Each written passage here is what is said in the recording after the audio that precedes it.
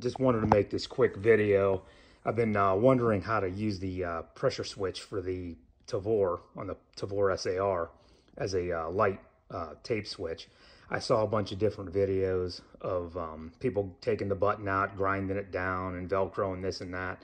Well, I ordered this this light right here, the O-Light PLPRO, and mounted it on a 12 o'clock position. And I thought I was going to have to Dremel and cut and on the handguard and everything. And it ended up, the thickness of the tape switch that it came with fits the shelf inside the handguard perfect. It's a little bit tight, which is a good thing.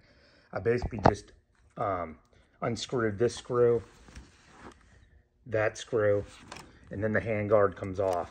I put the tape switch in the shelf, which is right here. I did have to take the button out. I might grind the button down later on, but I really don't even need to.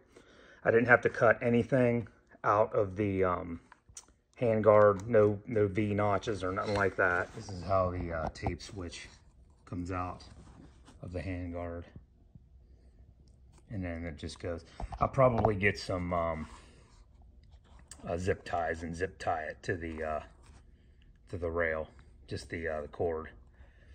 You can, to activate the light, you can press this and it'll come on, or touch the upper part of the handguard. Anything in here. And as you can see, there's no backlight or anything like that. I'm squeezing the side. There's pluses and minuses to all kinds of different lights, but I mean, this works for me. I just wanted to show you guys real quick. Hope that helps.